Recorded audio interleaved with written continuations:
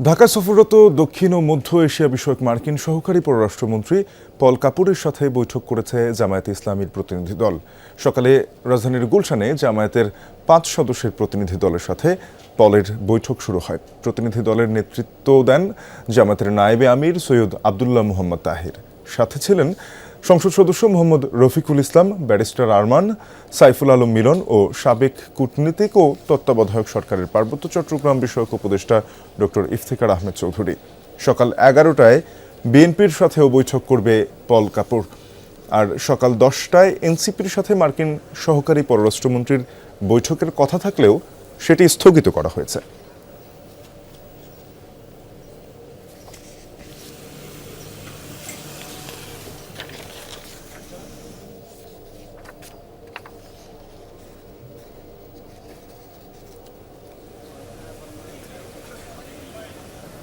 এ বিষয়ে আরও বিস্তারিত জানতে চাই। সহকর্মী আহমেদ রেজা যুক্ত হচ্ছেন গুলশান এলাকা থেকে।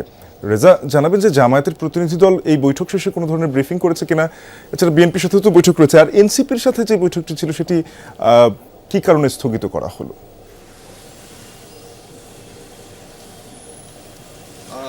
শাফিন, মূলত তিনটি বিষয় যে আজকে নির্ধারিত বৈঠকটি ছিল এবং সফরের তৃতীয় দিন চলছে যে পল কাপুরের, এবং তার সাথে জামাতের প্রতিনিধি দলের একটি বৈঠক ছিল। সকাল 9টায় সেই বৈঠকে জামাতের 5 সদস্যের প্রতিনিধি দল সেখানে মূলত অংশ নেয় এবং সেখানে নায়েবে আমির আবদুল্লাহ মোহাম্মদ তাহিরের নেতৃত্বে সেই 5 সদস্যের প্রতিনিধি দল তারা জানেন এবং দীর্ঘ ঘণ্টাখানেকের বৈঠক শেষে একটু আগেই কিন্তু তারা বের হয়েছেন এবং বের হওয়া শেষে গণমাধ্যমে কথা বলেছেন। বেশ কিছু বিষয়ে মূলত আলোচনা হয়েছে। বিষয়গুলোর মধ্যে রয়েছে যে পল কাপুর জানতে চেয়েছেন মূলত এই যে সংসদীয় ব্যবস্থা রয়েছে, সেই সংসদীয় নতুন যে গণতান্ত্রিক ব্যবস্থার মাধ্যমে, নির্বাচনী পদ্ধতির মাধ্যমে যে সংসদীয় ব্যবস্থা তৈরি হতে যাচ্ছে, সেখানে জামাতের অংশগ্রহণটা কেমন হবে। জামাতের পক্ষ থেকে বলা হয়েছে যে সেখানে তারা খুবই ভাইব্রেন্ট একটি রোল প্লে করবেন এবং সেখানে সকল বিষয় তারা আলোচনা করবেন, সমাধানের বিষয়ে আলোচনা করবেন, যেই জনগণের স্বার্থে, জনগণের পক্ষে যে ধরনের আলোচনা করা যায় সেগুলো করবেন এবং সরকারের যে সমস্ত ইতিবাচক বিষয়গুলো রয়েছে সেখানে কিন্তু তারা সহযোগিতা করবেন বলেও জানানো হয়েছে।